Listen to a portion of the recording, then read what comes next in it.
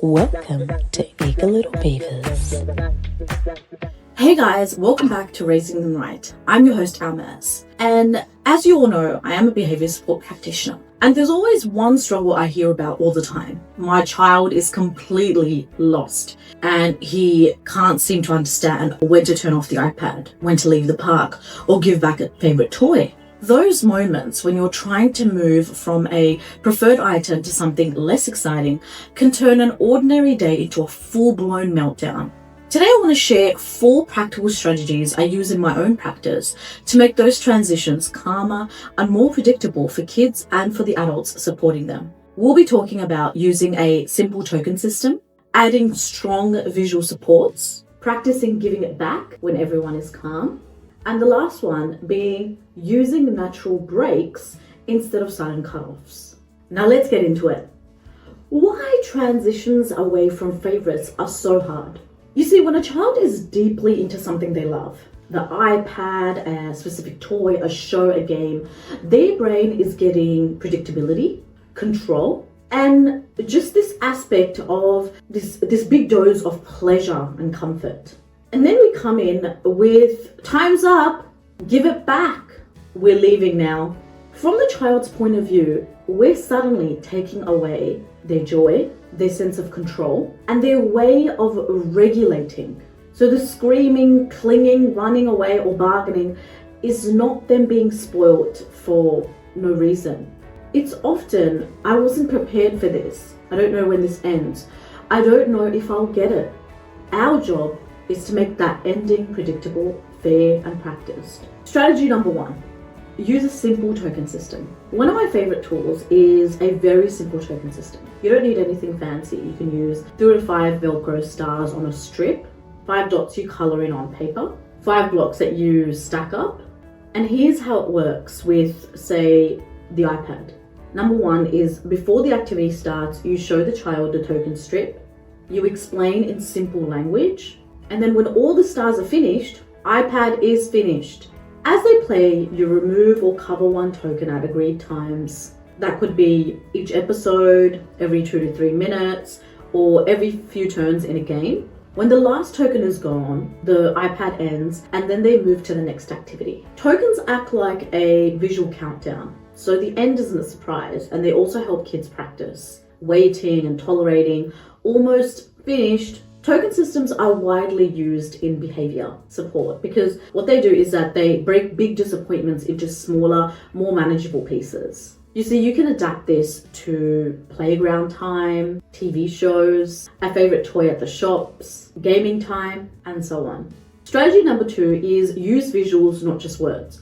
So many kids, especially autistic kids or kids with anxiety, respond much better to visuals than to verbal warnings. So instead of only saying 5 more minutes or last one, add visuals. For example, a first then board, first iPad and then dinner. A picture of the preferred item moving to a finished box. A simple visual timetable, which is always beneficial. iPad, dinner, bath, story, and then bed. You can show the board before you start. Point back to it as you remove the tokens and you approach towards the end. And use the same visuals every day so the pattern feels safe, repetitive, and also somewhat like a routine. You see, visuals make endings feel less emotional and more factual. It's not mummy's being mean. It's this is what we have planned and I can see what's coming next. Strategy number 3. Practice giving it back when everyone is calm. This is the piece nearly everyone skips. If the only time your child ever hands the iPad back is when they're already upset and you'll stress their brain links giving it back with panic and conflict. So we flip that. When they're in a good mood and you're not rushed, start with tiny, easy practices. Can you give me the iPad for, let's say, 1 second? And then I'll give it straight back. Pass me your toy car and I'll zoom it back to you. Praise the skill, not the obedience. And that could look like you gave it back so quickly. That was really flexible and that was very nice of you.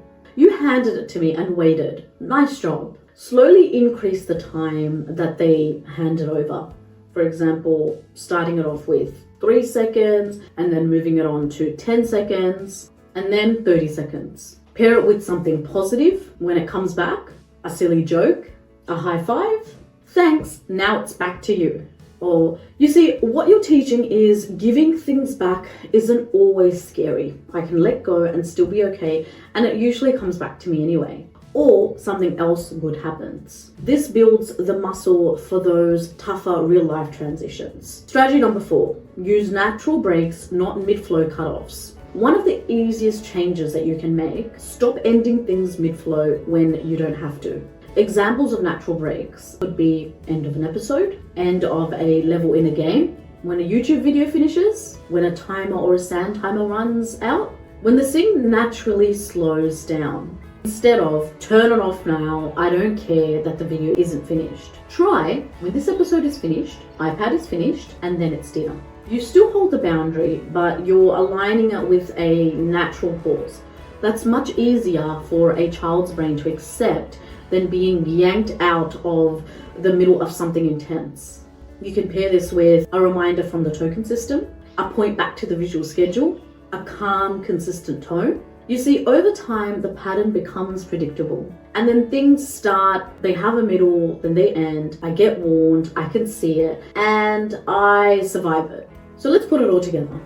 When you're facing that daily battle around iPads, toys, parks, or TV, you can think of in terms of these 4 steps. Number 1 is the token countdown. Show how many turns or pieces of time are left. Number 2 is the visual supports. The first then finished boxes and simple schedules. Number 3 is to practice giving it back. Build the skill when everyone is calm. And number 4 is to use natural breaks. End at logical stopping points, not right in the middle. You see, as a behavior support practitioner, I see this pattern over and over. And when we make endings predictable, visual and practice, kids cope much better. The meltdowns don't disappear overnight, but you see, they usually decrease in intensity and length, and your confidence grows too. If this episode gave you a few ideas for smoother transitions, please share it with a parent, teacher, or a support worker who is really fighting the just one more minute battle every single day. Thank you so much for listening at Raising Them Right, and good luck. Thank you for watching. Remember to take care of yourself because you're worth it. If you enjoyed our video, don't forget to like, share, comment, and subscribe for more interesting and informative parental support.